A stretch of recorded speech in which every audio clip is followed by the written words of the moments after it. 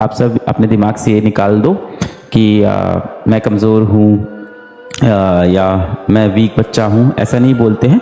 आप सब बहुत अच्छे बच्चे हो, आप सब बहुत टैलेंटेड हो, ज़िंदगी में बहुत अच्छा कर लोगे, बहुत अच्छा कर लोगे ज़िंदगी में।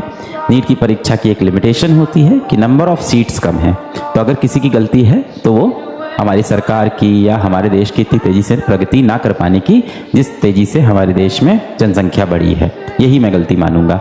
या कहीं ना कहीं गलती हमारे एजुकेशन सिस्टम की है कि आप सबको इस हिसाब से ट्रेन नहीं किया गया, आप सबको बहुत सारे करियर ऑप्शन बताए ही नहीं गए कि आप कुछ और भी कर सकते थे।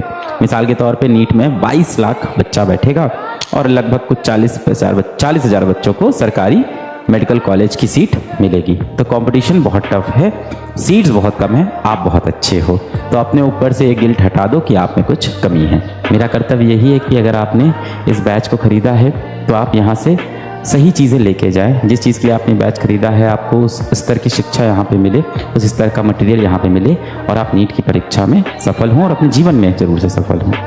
आप एक बात समझो कि इस कंपटीशन में जितना बच्चा भी बैठ रहा है सब कहीं ना कहीं इतना ही कंटेंट पढ़ेगा, इतना ही सवाल लगाएगा, है ना। अगर आप उतना कंटेंट नहीं पढ़ रहे, उतना सवाल नहीं लगा रहे हो और आपको पता है कि आप एक एवरेज बच्चे ही हो, तो आपको मेहनत तो करनी होगी। आप नहीं कर रहे हो तो कैसे सिलेक्ट होगे। इस समय स्टूडेंट लाइफ में आपके पास क्या काम है पढ़ाई के सिवा? इस समय तो और कोई काम नहीं है, बस यही है कि अपनी फिज़िकल हेल्थ का भी ध्यान रखें, अपनी मेंटल हेल्थ का भी ध्यान रखें, है ना, कि आप सेहत भी आपकी सही रहे, आप तंदुरुस्त भी रहें, आपकी जो मन की स्थिति है अच्छी बनी रहे। इसके सिवा आपके जीवन में भी क्या कर्तव्य है? ये जो आपका समय है, ये जो आपकी उम्र चल रही है 18 साल, 19 साल, 17 साल, 20 साल, 24 साल, ये वो उम्र होती है जिसमें आपको खुद को बनाना होता है, आगे के जीवन के लिए तैयार करना होता है। हमारे समाज में एक बहुत बड़ी दिक्कत ये है ना कि पढ़ाई को एक बहुत ही गंदी तरह से दिखाया गया है।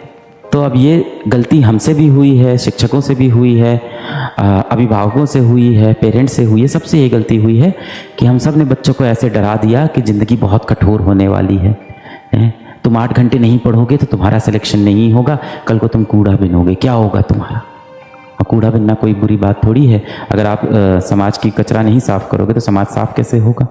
खैर वो एक अलग बात है। तो बहुत डराया गया बच्चों को, शिक्षक ने भी डराया है और अभिभावकों ने भी बहुत डराया है। हमने जीवन को बहुत इस तरह से बहुत कठोर रूप में आप सबको बताया है। आपके माता पिता भी आपको ऐसे ही करते हैं और ये इसमें माता पिता की गलती नहीं है, अज्ञानता है, ये हम सब की अज्ञानता है। हम सब ने जीवन को किस तरह से समझा है। आप किसी भी शिक्षक को देख लो, हम शिक्षकों की भी गलती है, आपके माता पिता की भी गलती है, अभिभावकों की गलती है, सबकी गलती है। हम सब ने आपको क्या सिखाया कि जीवन बहुत कठोर होने वाला है, जीवन बहुत बड़ा राक्षस जैसा है, जीवन में बहुत कठिनाई आने वाली है, तुम नहीं पढ़ोगे तो क्या करोगे, हैं भीख मांगोगे तुम, क्या होगा तुम्हारा, तुम कुछ नहीं कर पाओगे, तुम कुछ नहीं बन पाओगे, ऐसे डरा दिया आपको। आप देखो तो जो आप मनुष्य के रूप में पैदा हुए हो, आप इसको एक बार आध्यात्मिक तरह से सोचो कि आप मनुष्य के रूप में पैदा हुए। भगवान श्री कृष्ण ने आपको कितना बड़ा अवसर दिया है कि आपको मनुष्य बनाया है जिसके पास मस्तिष्क है। इस चीज़ के लिए कभी भी आप ग्रेटफुल नहीं होते, आप धन्यवाद नहीं कहते हो भगवान को। जिंदगी बहुत खूबसूरत है, बस खुद को काबिल बनाना है कि आप उस खूबसूरत जिंदगी का मजा ले पाओ, बस इतना ही है। इतनी कठोर, इतनी परेशानी वाली ऐसी जिंदगी नहीं है जैसी आपको डरा दी गई, आपको बता दिया गया है। आप देखो तो हम सबको ये मनुष्य रूप में जो जीवन मिला है, ये एक तोहफा है ऊपर वाले का।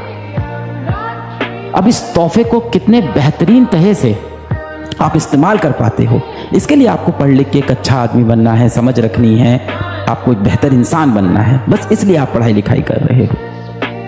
जिंदगी इतनी कठोर नहीं है, जिंदगी बहुत सुंदर है और मनुष्य के रूप में जो जिंदगी मिली है वो सबसे सुंदर जिंदगी आपको मिली है। किसी भी जीव जंतु को, किसी भी पेड़ को, वृक्ष को, किसी भी नॉन लिविंग थिंग को, किसी को भी ये जीवन नहीं मिला है जो मनुष्य को मिला है। जीवन बहुत खूबसूरत है, इसका आनंद लेना है और उस आनंद को लेने के लिए खुद को उसके काबिल बनाना है, उसके लिए थोड़ी सी पढ़ाई करनी है।